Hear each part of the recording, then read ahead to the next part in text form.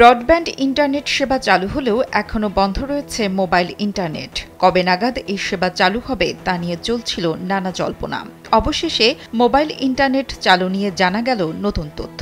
আজ বিকেল ৩টা থেকে মোবাইল ইন্টারনেট 4G চালু হবে বলে জানিয়েছে বাংলাদেশ টেলিযোগাযোগ নিয়ন্ত্রণ কমিশন।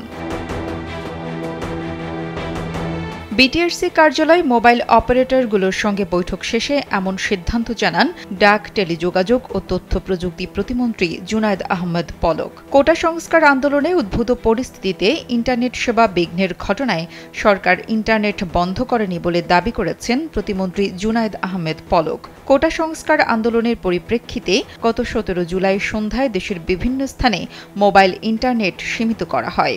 সেলফিন অ্যাপে দেশ বিদেশের যে কোনো জায়গা থেকে অ্যাকাউন্ট খুলতে পারবেন কোনো ঝামেলা ছাড়াই। সেলফিন, আগামীর ব্যাংকিং। এর পরদিন মোবাইল ইন্টারনেট বন্ধের বিষয়টি আনুষ্ঠানিকভাবে জানান পলক। সামাজিক যোগাযোগ মাধ্যমে অপপ্রচার ও গুজব প্রতিরোধে এমন সিদ্ধান্ত নেওয়া হয়েছিল বলে সে সময় তিনি উল্লেখ করেছিলেন।